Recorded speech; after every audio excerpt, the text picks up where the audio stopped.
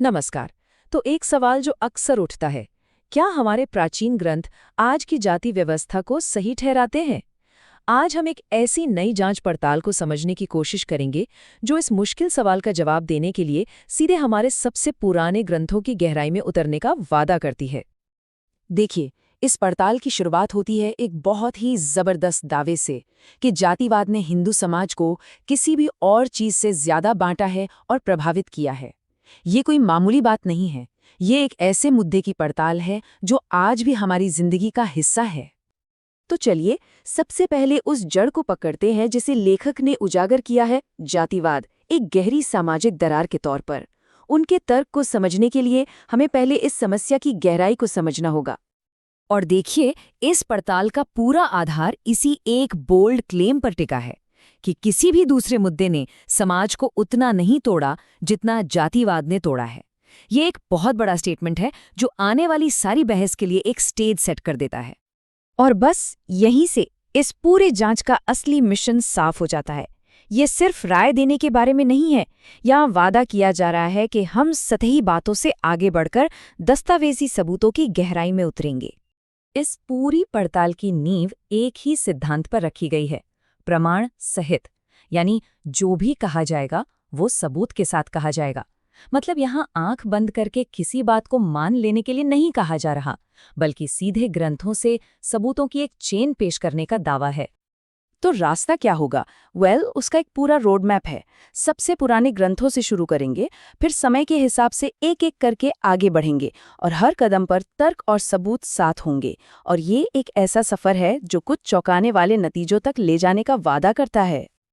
अच्छा, तो मेथड तो समझ आ गया। अब देखते हैं कि कौन कौन से ग्रंथों को खंगालने की बात हो रही है। यही इस पूरी पड़ताल का, आप कह सकते हैं, दिल है।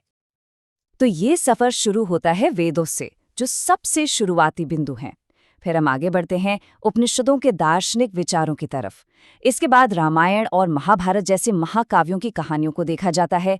फिर मनुस्मृति के नियमों को परखा जाता है और आखिर में भक्ति आंदोलन के ग्रंथों तक पहुंचा जाता है। ये वाकई एक बहुत बड़ी और गहरी यात्रा होने वाली है। तो अब जब हमें मेथड पता है और ये भी पता है कि कौन से टेक्स्ट देखे जाएंगे, तो लेखक एक बहुत ही गहरे सवाल पर आते हैं। अब बात क्या और कैसे से बढ़कर क्यों पर आ जाती है। दावा यह है कि उस विभाजन के पीछे का असली मकसद उजागर किया जाएगा। और वो सवाल है क्या? सवाल ये है कि आखिर इस विभाजन के बीच के पीछे का मकसद क्या था। देखिए, सिर्फ ये जानना काफी नहीं है कि ये सब कैसे हुआ। असली सवाल तो ये है कि ऐसा करने के पीछे की वजह क्या थी। और यहीं पर यह पड़ताल सबसे दिलचस्प होने का दावा करती है। लेखक अपने नतीजों को चौंका देने वाला कहने से जरा भी नहीं हिचकिचाते। ये कोई छोटा मोटा दावा नहीं है। इससे उत्सुकता तो होती है कि आखिर ऐसा कौन सा सच सामने आने वाला है जो हमारी अब तक की पूरी समझ को हिला सकता है। तो इन चौंकाने वाले नतीजों से दो मुख्य बातें साफ करने का इरादा है। पहली, बंटवारे के पीछे का असल मकसद क्या था, और दूसरी, इस बंटवारे ने धर्म को अंदर से कितना कमजोर किया। ये सिर्फ इतिहास की बात नहीं है, इसके मायने आज के लिए भी बहुत गहरे हैं। और अब हम आते हैं इस पूरी पड़ताल के सबसे बड़े और शायद सबसे अहम वादे पर। ये सिर्फ जानकारी देने के बारे में नहीं है, बल्कि इस विषय पर हमारी सोच को जड़ से बदलने के बारे में है। वादा ये है कि जो जानकारी सामने आएगी वो इस टॉपिक पर हमारे सारे पुराने ख्यालों को, सारे भ्रम को एकदम झकझोर कर रख देगी। ये एक बहुत शक्तिशाली दावा है, लेकिन सवाल वही है, क्या सबूत इसे सही साबित करेंगे?